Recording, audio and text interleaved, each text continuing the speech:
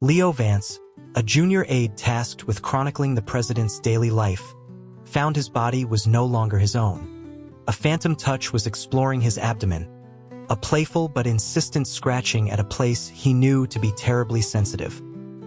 He let out a choked gasp, clamping a hand over his mouth to stifle a peal of laughter. He collapsed over his desk in the Oval Office, his shoulders shaking as tears of mirth and desperation squeezed from his eyes.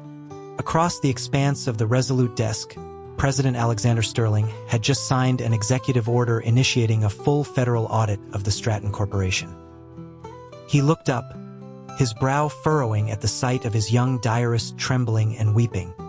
He inquired coolly what was so upsetting about the order. Before Leo could answer, Alexander's mind made a sharp, ruthless leap. He wondered aloud if Leo's distress signified some hidden allegiance. He instructed his chief of staff, Arthur, to add the Vance family to the audit list. Leo knelt on the plush carpet, pleading for reason, but the president's fingers tightened on the base of his custom fountain pen. A jolt, sharp and electric, shot through Leo's core. He froze, a silent scream caught in his throat. This was unsustainable. He needed to resign.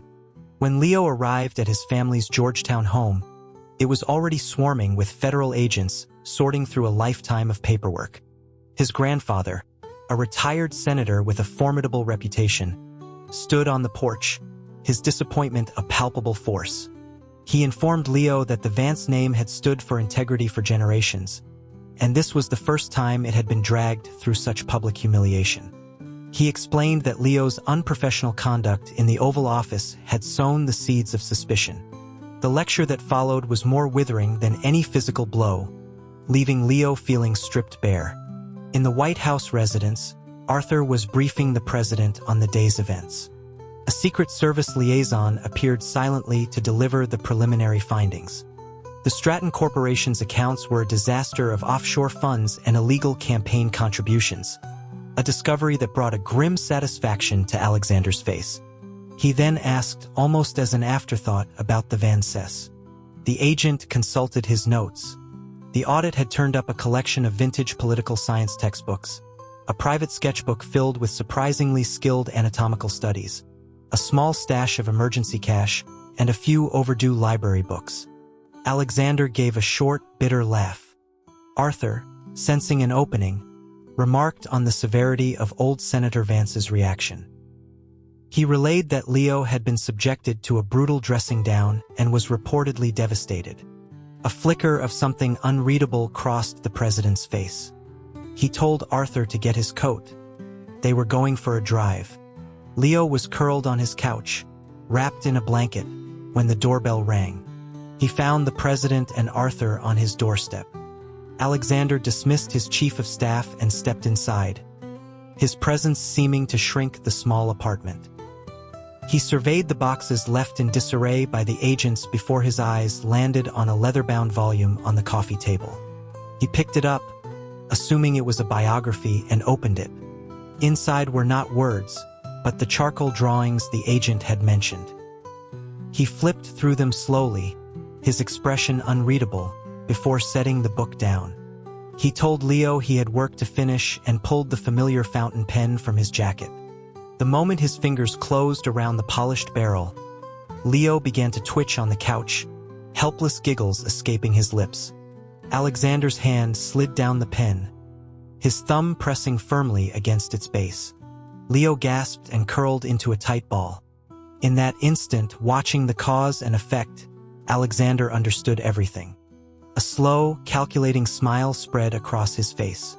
Days later, during a tense press briefing, Alexander's mood was foul. He kept signing memos, his movements deliberate. Leo stood by the wall, trying to remain invisible, but with each stroke of the pen, a jolt went through him. A sudden, sharp twist of the cap made him yelp in pain. The president looked up, his eyes cold, asking if there was a problem. Leo managed to shake his head, but then the sensation changed. It was no longer painful, but a slow, coiling pressure in his lower abdomen. His eyes widened and a fine sheen of sweat broke out on his brow. The president observed from his desk that Leo did not look well at all. Leo remembered a time before the presidency, when Alexander was just Alex, his older brother's best friend, a figure of easy confidence and warmth. Desperate, he waited until the press corps had cleared out. He requested a private word with the president. Alexander leaned back in his chair and gestured for Arthur to leave them. Leo confessed in a hushed, frantic whisper that he thought he was being haunted, perhaps by some kind of invasive poltergeist. Alexander's expression remained serious, but a flicker of amusement danced in his eyes as he slowly stroked the pen in his hand. Leo's legs went weak, and he nearly stumbled into the president's lap. He straightened his jacket, his face burning, and tried to explain the physical nature of the haunting. Alexander nodded gravely, declaring it a serious affliction. He suggested that for his own safety, Leo should stay in the White House residence for a few nights. The aura of the presidency, he mused, was known to ward off malevolent spirits. That night, Leo lay on a cot set up in a corner of the president's bedroom. He couldn't sleep. After an hour of tossing and turning, Alexander's voice came from the large bed. He told Leo to come over, reasoning that the protective presidential aura was likely strongest closer to him. Leo, thinking it made a bizarre kind of sense, dragged his duvet onto the far edge of the king-sized bed, keeping a careful distance. He then had an idea and tied the corner of his pajama shirt to the hem of Alexander's. The president watched this with a smirk, remarking that Leo's mind was only ever sharp when it came to ridiculous things. The next morning, Leo awoke to a strange warmth and pressure. He had rolled over in his sleep and was now pressed against Alexander, held firmly in his arms. Something hard was digging into his thigh. His eyes shot open. The president's own eyes opened a moment later, his voice thick with sleep as he told Leo to stop staring and get up. Arthur was waiting outside the bedroom door, his expression one of professionally suppressed glee. Leo was not on duty that day. After a quick breakfast, he was heading for the White House exit when he was intercepted by an aide. Isabel Sterling, the president's formidable mother, wished to see him. In her private sitting room, she spoke of how she'd known Leo since he was a boy, a quiet, artsy child trailing after her own ambitious son. She sighed, explaining that Alexander was a grown man now, and the party was pressuring him to find a suitable partner, a first lady for the next campaign. She handed Leo a portfolio filled with the glossy photos of accomplished, well-connected women, asking him to look them over. As a longtime family friend, his perspective would be invaluable. He took the portfolio to the Oval Office, where Alexander was eating a solitary lunch. Eager to be helpful, Leo presented the candidates one by one, offering enthusiastic commentary on their merits. He failed to notice the president's expression growing progressively darker. Finally, Alexander put his fork down. He asked if Leo was choosing a partner for him, or for himself, given his obvious relish for the task. Before Leo could process the question, the president was on the intercom, summoning an aide. He informed Leo he was being temporarily reassigned to the archives to sort and catalog 3 decades of press clippings. The dismissal was ice cold. At the annual 4th of July gala on the South Lawn, Leo's grandfather cornered him, cheerfully announcing his intention to introduce him to the daughters of several influential senators.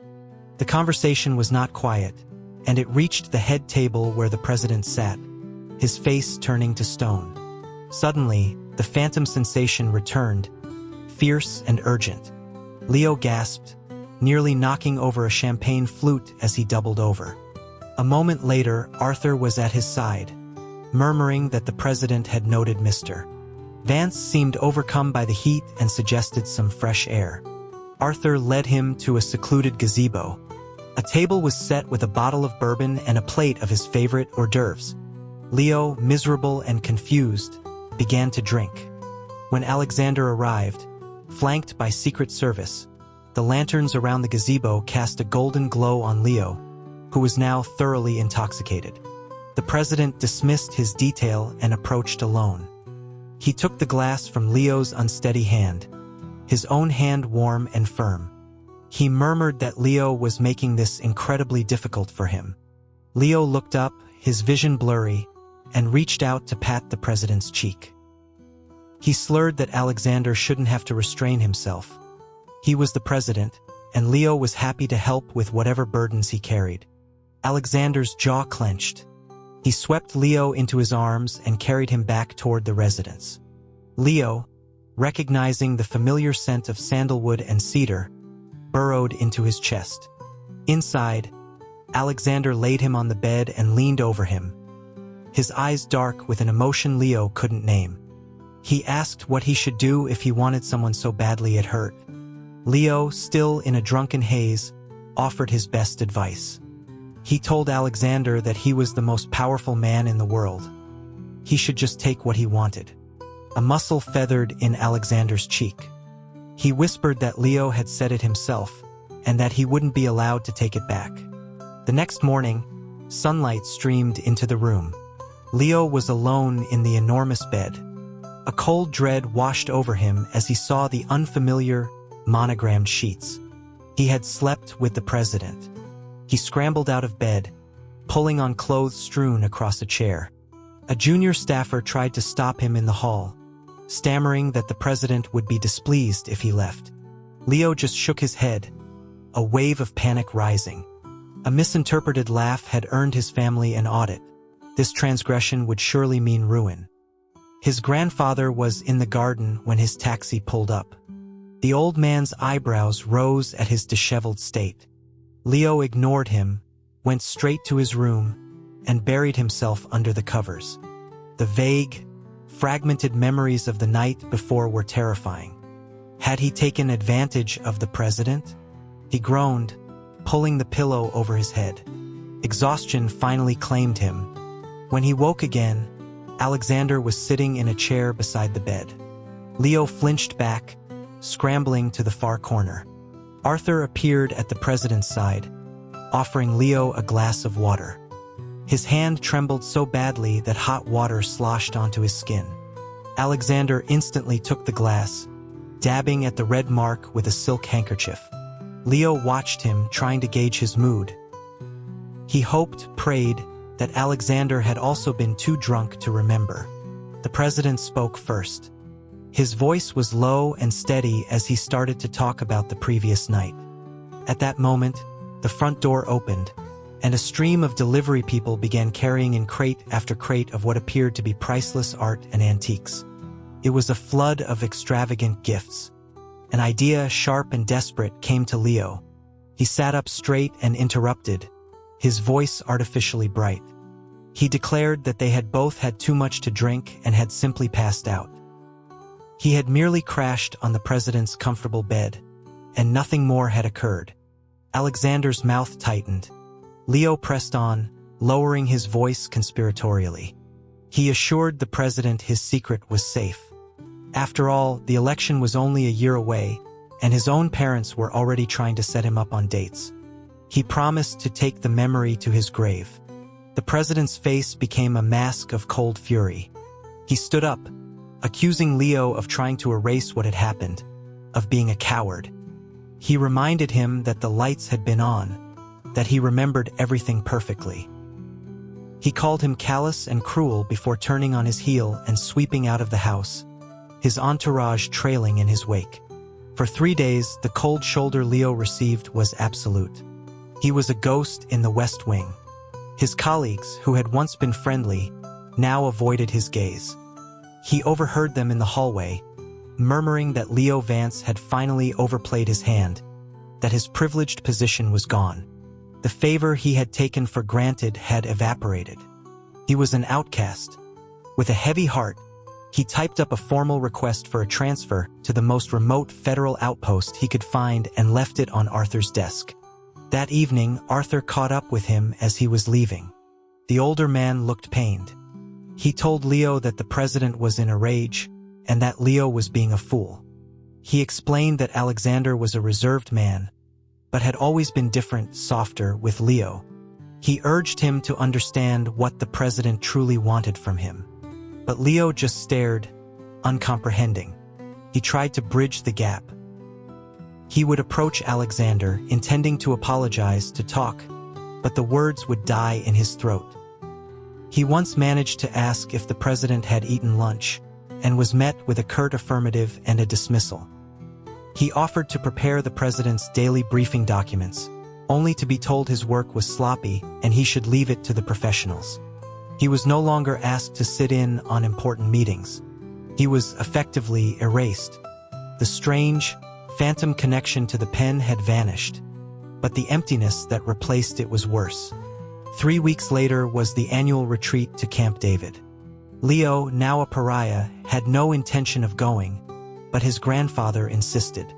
The old senator told him that rifts, left untended, became permanent chasms, and that he had to go and fix what he had broken.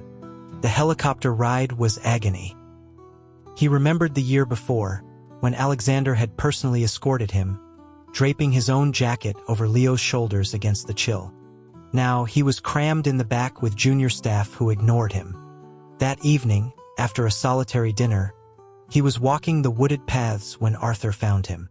The chief of staff had a conspiratorial glint in his eye. He told Leo he had arranged an opportunity, and that it was up to Leo to make it count. He led him to a secluded part of the grounds where a large, steaming hot tub was set among the trees. Alexander was alone in the water, his back to them. Arthur gave Leo a little push and disappeared. The president's voice, deep and resonant, cut through the steam. He told him to come over and wash his back. Leo hesitated, then slipped out of his robe and into the water. He took the washcloth and began to scrub, his touch tentative. Alexander grunted that he wasn't made of glass. Leo, stung, put all his strength into it. The president hissed and turned, his eyes finding Leo's in the swirling steam. He asked what he was doing there. Leo mumbled that he didn't know. Alexander's gaze softened slightly. He asked if his legs were sore from the long hike that afternoon. When Leo nodded, he told him to come closer so he could rub some liniment on them. He drew Leo to his side of the tub, his touch gentle as he worked the ointment into his aching muscles. It was a familiar, comfortable gesture from their shared past. But now it was charged with a tension that made Leo's heart ache. The president asked him if he was angry. Leo, looking down at the water, whispered that he thought Alexander was the one who was angry. Alexander moved closer, taking his hand. He admitted it was his fault, that he had pushed too hard, but that seeing Leo so unhappy every day had been unbearable. The next day, during a clay pigeon shoot, the sky opened up in a sudden, icy downpour. The group scattered. Leo took shelter under a large pine, separated from the others. Through the rain, he heard the crack of something that wasn't thunder, followed by shouts. He ran toward the sound. A group of masked men in tactical gear had cornered a single figure. It was Alexander. Leo yelled, firing a hunting rifle wildly into the ground near the attackers. The distraction was enough. Alexander, moving with lethal precision, disarmed 2 of them just as the Secret Service detail swarmed the area. In the chaos, an assailant lunged at Leo. Alexander shoved him out of the way, taking a deep slash to his forearm. On the helicopter ride back to Washington, Leo sat beside the president, his back pressed against Alexander's chest, listening to the steady rhythm of his heart. He felt the sting of tears behind his eyes. He didn't see Alexander for several days. Then, on the last day of the retreat, Arthur appeared and escorted him to the president's private car for the drive back to the city. The table inside was laid with his favorite snacks. Alexander was leaning against the window, watching him. He dismissed Arthur, wanting to speak with Leo alone. After days of coldness and confusion, Leo had finally understood. He waited for Alexander to speak, to lay everything bare. Instead, the president said that at Leo's age, it was time he thought about settling down. He offered to arrange a match with any of Washington's prominent families. Leo nearly fell off the seat. This wasn't what he'd expected. He thought Alexander was. But now he was offering to marry him off. The president calmly picked up a pastry. Before Leo could lose his nerve, He blurted out that it wasn't what he wanted. He confessed that the past few weeks had been misery. He couldn't eat, couldn't sleep. He hated seeing Alexander praise other aides, and the sight of his injury had felt like a physical blow. He finally took a deep breath and knelt on the floor of the moving car. In a small, trembling voice, he said that he was in love with the president. A hand gently lifted his chin. Alexander was smiling, a genuine, brilliant smile. He touched the red mark on Leo's forehead from where he'd bumped it on the table. He asked if Leo was so hasty he wouldn't even consider the bride he had in mind. He described her as tall and fit, literate, and from a good family. In fact, he added, no one in the world was wealthier or more powerful. And, he concluded, she had known Leo since they were children. Leo threw his arms around him, burying his face in his chest, laughing through his tears. He called him an arrogant, narcissistic fool. Alexander laughed and kissed him. That night, Alexander Sterling slipped out of the White House and climbed through the window of Leo Vance's bedroom. They lay in the dark, holding each other, the silence filled with the frantic beating of their hearts. The next morning, Leo walked into the West Wing feeling 10 feet tall, but his joy was short-lived. He overheard two senior staffers discussing the president's upcoming announcement. They spoke of a brilliant match, a political alliance solidified by marriage to the daughter of a powerful senator, a union that Isabel Sterling herself had brokered. The world tilted on its axis. He stormed towards the Oval Office. It was empty. Alexander was in the cabinet room. Leo confronted him. He demanded to know if the rumors were true. Alexander, his face hardening at Leo's accusatory tone, said nothing. Believing his silence was a confirmation, Leo told him he was formally accepting the transfer to Montana. He didn't want to be a dirty secret while the president built a life with a wife. The president's voice was barely a whisper, laced with pain. He told Leo not to regret this. Tears streamed down Leo's face as he offered a formal goodbye and walked away. He didn't see Alexander reach out a hand as if to stop him. 3 days later, his grandfather saw him off at the train station. On a hill overlooking the city, Arthur watched the president drain a glass of whiskey. He suggested gently that it wasn't too late, that a word from him could bring Leo back. Alexander shook his head. He wouldn't force him. A year passed. The remote county office under Leo's supervision flourished.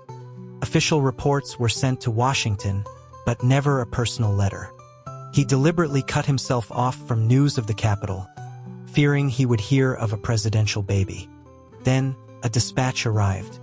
The president was so impressed with the county's progress that he would be visiting in person. Leo tried to avoid him, losing himself in the fields talking to local farmers. He was bent over, examining a crop, when a shadow fell over him. A strong hand steadied him as he stood up. It was Alexander. That night, the president arranged a private dinner. The silence between them was heavy. Leo began to drink, heavily and quickly, until Alexander caught his wrist. He pulled Leo into his arms, stroking his back. He whispered that Leo had never once thought of him this whole year. Leo, his inhibitions washed away by alcohol, retorted that Alexander should keep his distance. He asked what his wife back in Washington would think. Alexander slammed his glass down. He demanded to know what wife he was talking about. He told him in a furious, pained rush that there had never been a wife, that he had spent a year waiting for a man who had run away because of a rumor. His heart pounding, Leo stared at him, trying to understand. Alexander's eyes were blazing. He said that Leo had wronged him and that he deserved to be punished. And from the pocket of his coat, he produced the pen. The familiar, overwhelming sensation ripped through him. He looked from the pen to the president's face and back again, the truth finally crashing down. It had always been him. Alexander held him close, one hand twisting the pen while the other moved in perfect sync against his body. He whispered into Leo's ear, telling him to make up for a year of lost time. The next morning, Leo declared he was going to break the pen in half. Alexander, calmly brushing his hair, pointed out that since the pen was connected to a very sensitive part of Leo's anatomy, that might not be a wise decision. They returned to Washington. Their relationship was a secret, but a poorly kept one. When his father saw the distinct marks on his neck, he demanded an explanation. The next day, he ordered Leo to go to the White House and end it. Leo, close to tears, relayed this to Alexander, who simply laughed. He told Leo not to worry. His mother had already agreed to him having a male consort. That night, the President of the United States appeared at the Vance family home, dressed not in a suit but in casual clothes, and respectfully asked for their son's hand in marriage. His grandfather, ever the pragmatist, gave his blessing, telling Alexander that Leo was a fool, and to please not break his heart. Soon, the capital was buzzing. The presidential wedding, which had been planned for over a year, was not for a political bride, but for Leo Vance. The old guard of the party was in an uproar, but Isabel Sterling, with the cool authority of a queen, silenced them all. On their wedding night, after the whirlwind of the ceremony, they shared a bottle of wine. Alexander, slightly drunk, confessed he had loved Leo since they were teenagers, when Leo would fall asleep on his textbooks while he was trying to study. He had brought Leo to the White House to keep him close, a selfish act he didn't regret. Leo, his heart full, confessed that he had loved him for just as long but had been too stupid to realize it. The moment was perfect, romantic, and full of promise. It was ruined only when Alexander produced the pen with a wicked grin. Leo kicked him off the bed. From the floor, the President of the United States yelped in mock pain, accusing his new husband of attempted murder. Leo sighed, pulling back the covers. He told him to get back in bed, and so their life together began.